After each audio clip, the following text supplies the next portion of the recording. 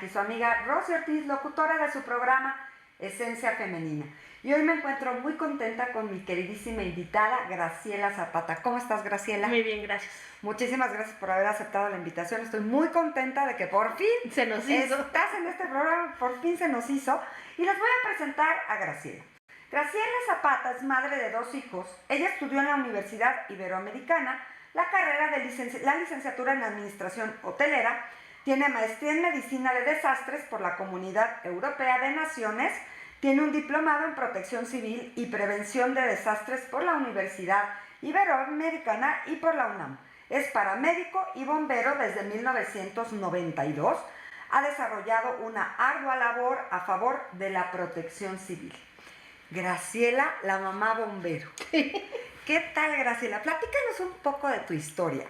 Porque es una historia interesante pensar que una mujer que estudió una carrera en la Universidad Iberoamericana, una licenciatura en Administración Hotelera, de pronto haya llevado su vida hacia el oficio de bombero. Platícanos un poco cómo fue esto. Pues mira, lo que pasa es que cuando yo estaba en la preparatoria, por seguir unos amigos, me dicen, vamos a ir a tomar un curso de primeros auxilios. Pues vamos. Resultó que no era un curso de primeros auxilios, era un curso de paramédico. Entonces, empiezo a tomar el curso, digo, esto es algo útil, claro, pero yo nunca me voy a subir a una ambulancia. Entonces, empecé con el curso, terminan el curso y dicen, no, pues ya se pueden subir después de 2 años. Dije, no, pues ahora voy a probar, ¿no? Por lo menos si ya me eché todo el curso, pues voy a probar. 2 años estuviste en curso. 2 años estuve en curso. Entonces, termina el curso, me subo y me gusta. Entro a la universidad, porque yo iba a ser chef. Originalmente soy decoradora de pasteles profesional. Entonces yo iba a ser chef, pero quería una licenciatura. En aquella época no había la licenciatura de gastronomía como hay actualmente. Claro. Entonces entro para alimentos y bebidas, que era lo que... de hecho es mi especialidad. Y empiezo a ser voluntaria en una estación de bomberos en Atizapán como paramédico.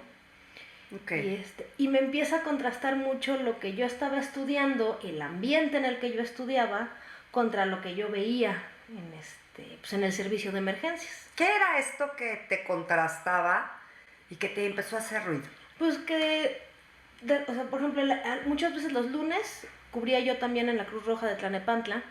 Entonces pues me tocaba ver de todo, accidentes, nos tocaba ver, por ejemplo, de la gente que venía en la bestia de los migrantes que tenían accidentes, entonces los atendíamos, y después me iba pues a otro medio, como era la Universidad Iberoamericana, pues mucho más cuidado. Ahora, yo le decía el otro México, ¿no? Entonces eso me empieza a hacer mucho ruido a nivel profesional, porque pues yo estaba viviendo 2 realidades muy diferentes. Claro. Y una de las cosas que a mí me impactaba mucho es que de repente veía que la gente se lesionaba y se moría por desconocimiento, ¿no? Por una falta de cultura totalmente en cuanto a cosas muy básicas, ¿no? Como prevención de incendios, o como que la persona que estuvo al lado de él no supo qué hacer, ¿no? Entonces eso me empieza a hacer mucho ruido y me empiezo a desviar profesionalmente hablando. Termino la carrera, pero ya mi tesis es planes de emergencia para hoteles.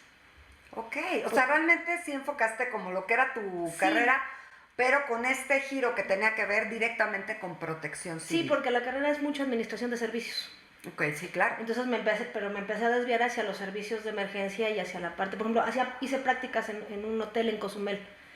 Y pues había un accidente y pues Graciela la sacaban de donde estuviera para atender, porque no había quien atendiera la emergencia, ¿no? Entonces empecé a ver que había una necesidad a todos los niveles de estos conocimientos en cuanto a protección civil, y por eso es que me empiezo a desviar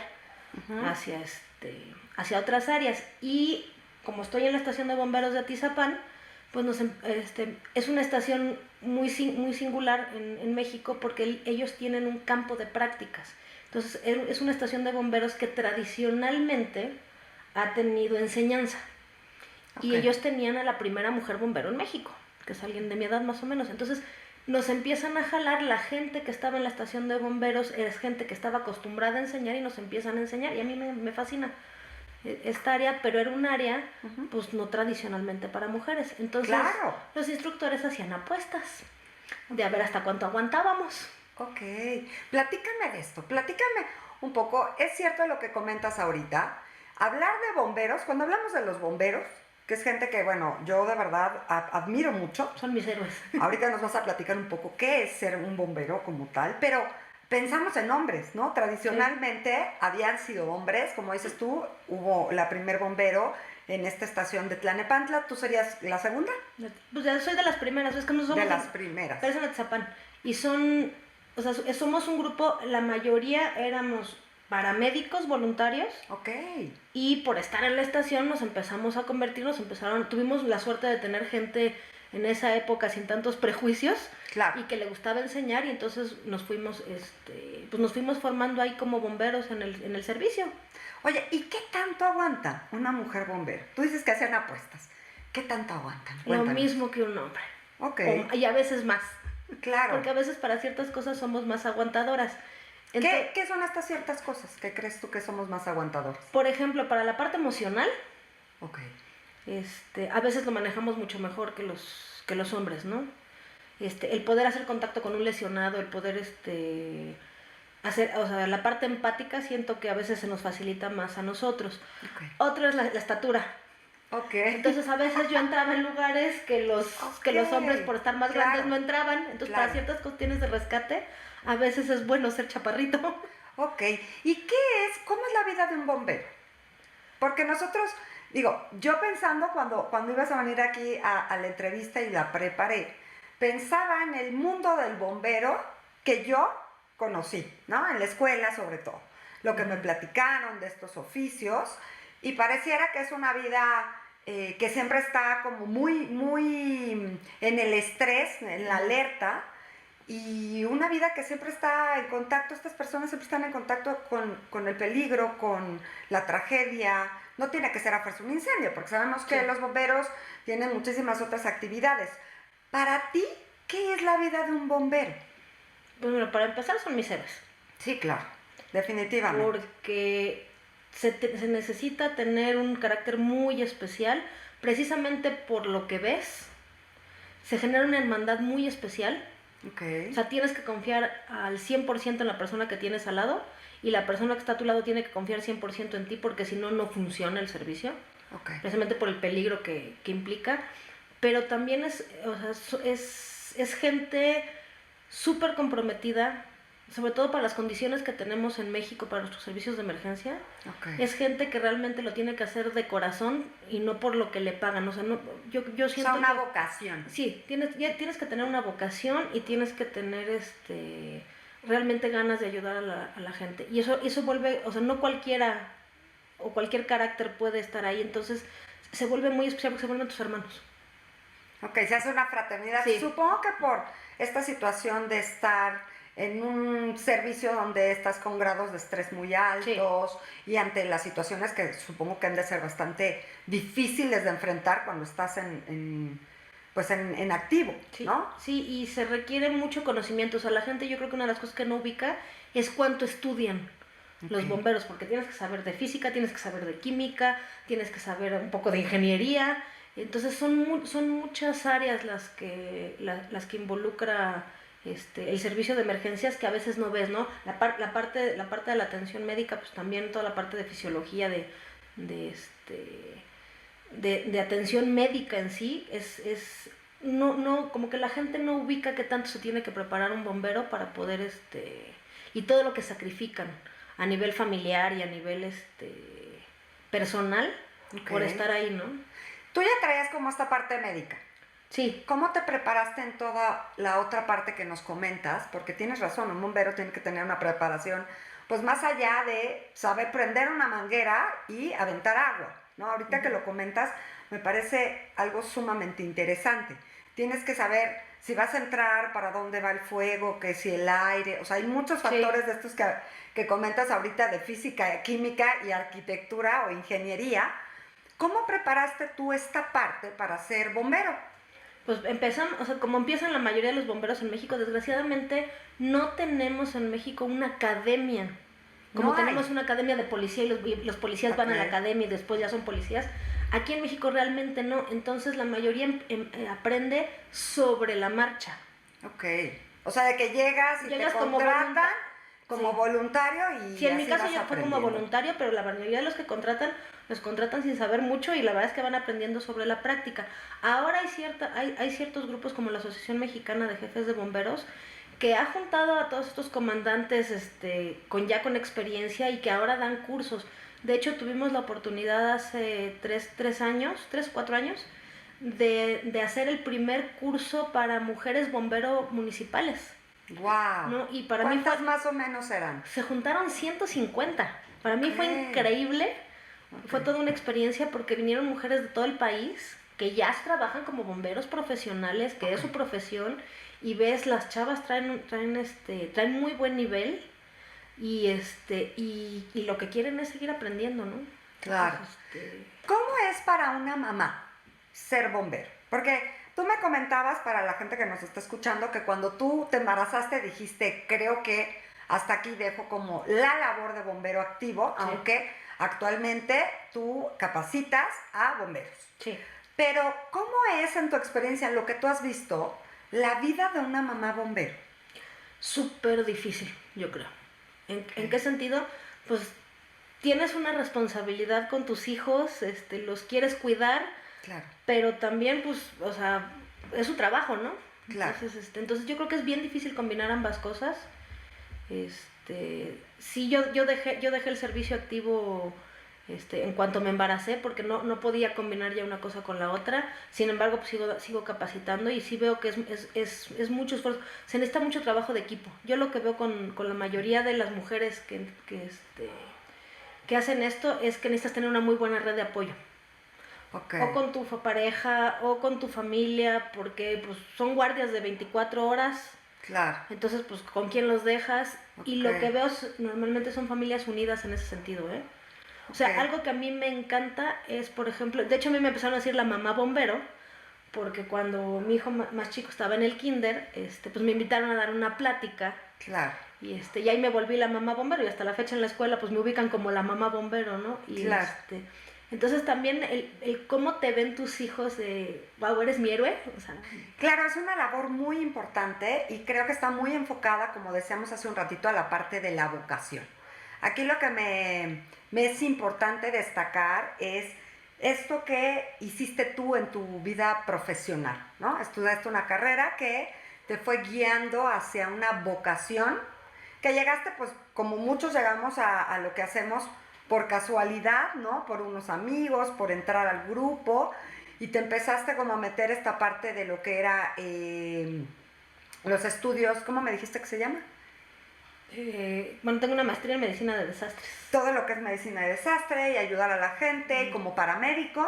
Entonces, que las mujeres que nos escuchen sepan que pueden hacer lo que quieran, que a veces estudias una carrera, pero puedes irle dando un giro a esa carrera como bien lo hiciste tú, porque no dejaste del todo, de pronto, tu carrera de licenciatura en administración hotelera, sino que le diste un giro hacia la parte de desastres en hoteles, ¿no? Y luego de ahí fuiste como guiándote a otras cosas.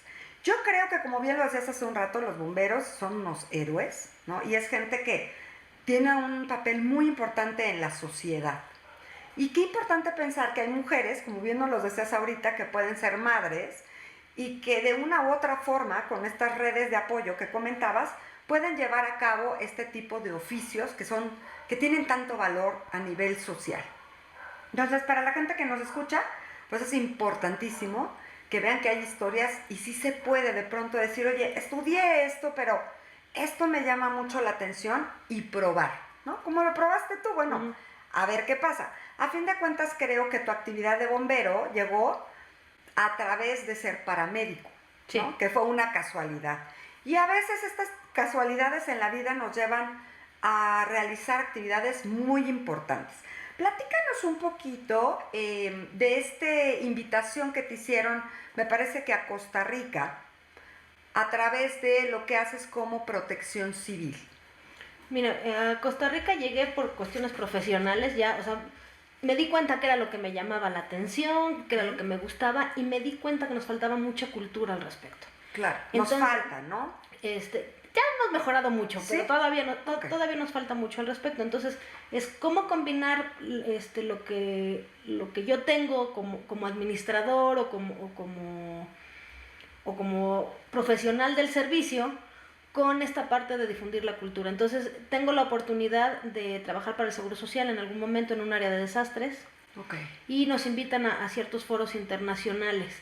Y me empiezo a dar cuenta que una de las áreas que está cuando hay un desastre, una de las áreas más afectadas son las mujeres y los niños.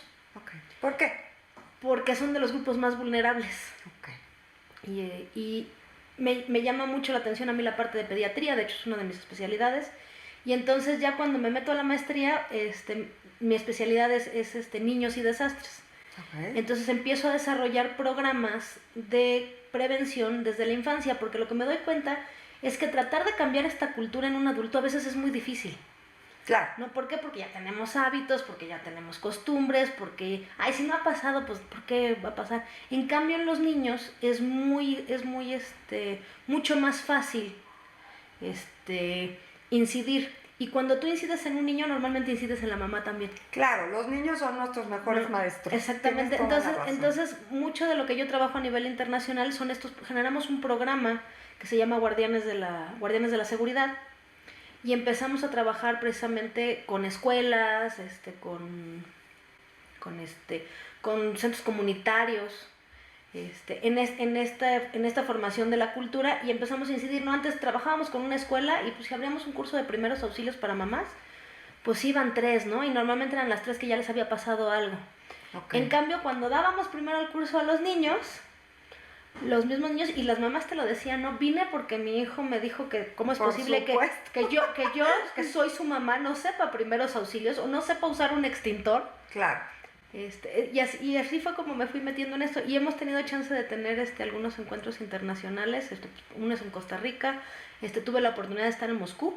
¡Wow! ¡Qué padre! En un congreso de niños y desastres, precisamente. ¿Y esto representando a México? Sí. Ok. Sí, como representante de México, porque contrario a lo que creemos, sí nos falta mucha cultura, pero también tenemos cosas a nivel internacional, donde somos punta de lanza a nivel de protección civil, ¿no? Como las cocinas que tiene el ejército para desastres, o la alerta sísmica inclusive, que es tecnología mexicana. Okay. Entonces tenemos muchas experiencias que por los mismos sismos que hemos tenido, por los ciclones, por todos estos desastres que tiene la República Mexicana, somos punta de lanza, pero a veces no nos la creemos. Claro. ¿No? Y como mujeres también hay representantes femeninos súper importantes a nivel de desastres, ¿no? Hasta Super Frida, ¿no? Claro, que ya se acaba de jubilar, ya se nos jubiló. Oye, ¿y tú a qué te dedicas hoy? Ya dejaste la parte de bomberos, pero sigues trabajando en la parte de protección civil como tal, sí, dando cursos. Sí, yo tengo una consultoría privada, entonces yo soy tercero acreditado en protección civil en varios estados de la República. Entonces combino la parte de la consultoría para grandes empresas, en la mayoría transnacionales, con la parte docente. Entonces soy académica en la Universidad Iberoamericana y también en la Facultad de Arquitectura de la UNAM en temas de protección civil y seguridad industrial. Okay. Y aparte sigo con la parte de la capacitación a los profesionales. No, esa como que no la puedo soltar. Entonces capacito bomberos profesionales, paramédicos y a toda el área de los profesionales de la emergencia en general. Es lo que hago. ¿Y qué tanto porcentaje de la comunidad en México son bomberos? ¿Sí hay muchos bomberos? No, nos faltan. De hecho es muy poquito. De hecho, legalmente los bomberos en México ni siquiera están reconocidos como bomberos. Okay. Y los paramédicos están reconocidos desde el 2004 apenas. Okay. Entonces realmente tenemos muchas carencias en ese sentido. Nos hace falta, como te decía, una academia de bomberos, más reconocimiento a estas partes. Ahorita los bomberos han estado luchando mucho por este reconocimiento legal que no tienen.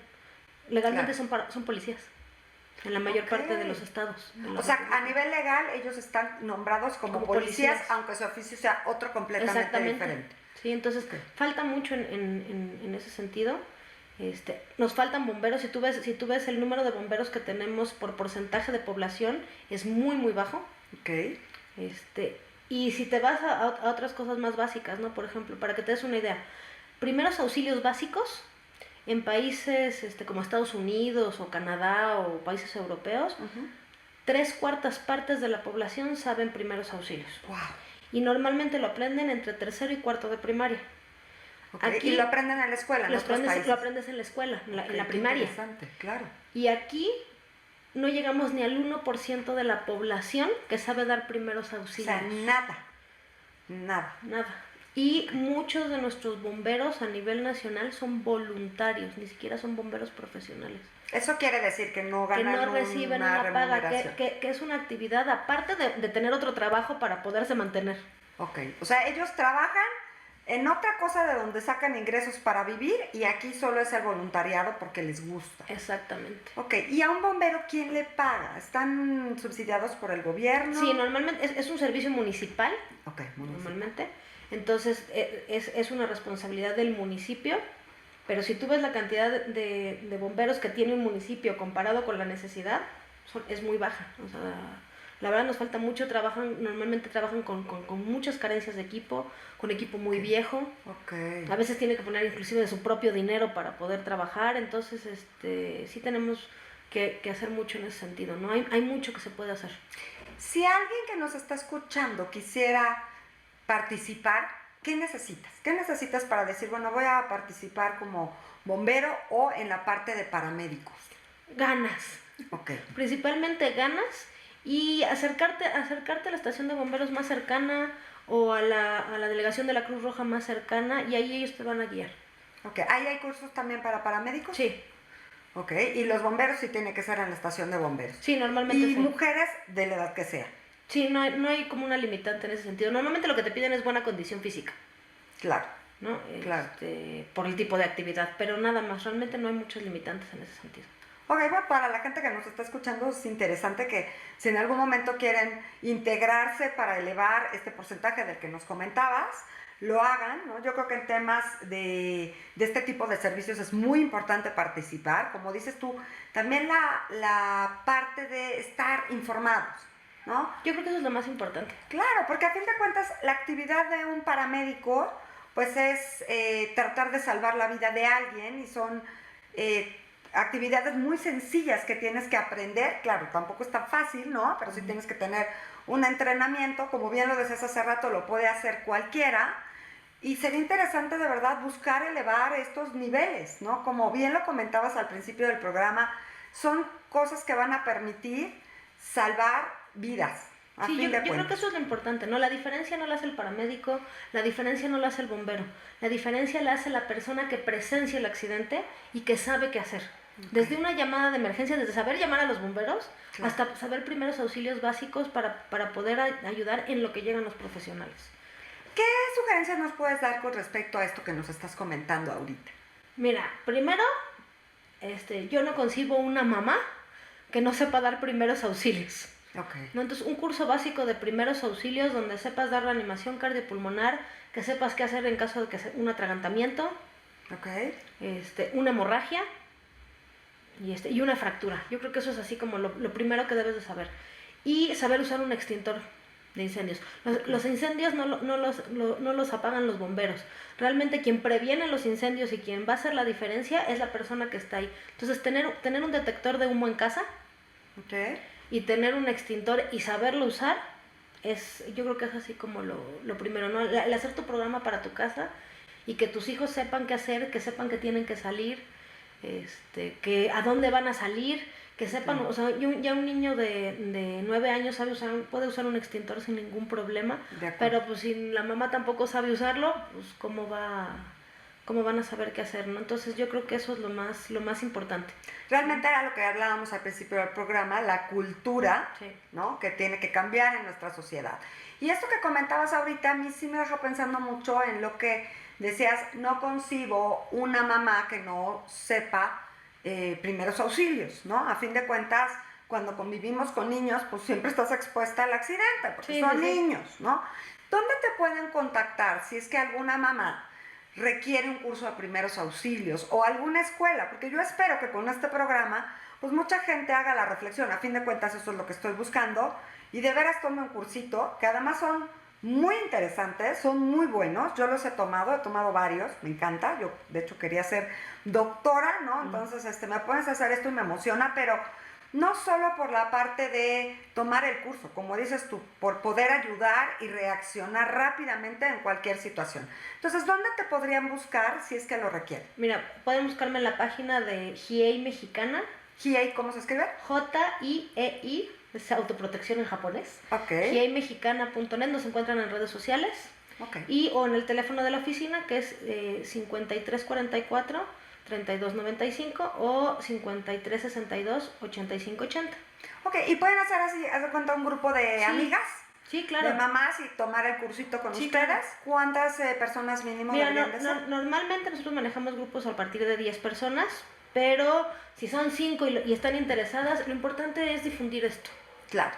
¿No? Entonces, acérquense a nosotros, los guiamos. Si no están aquí en la Ciudad de México y están interesados, nosotros los contactamos con alguien que esté en la zona donde ellos viven para que hay mucho. Ahí las redes sociales ahora son maravillosas para eso. Claro. El problema es que no nos estamos acercando a esta cultura que pues es básica, ¿no?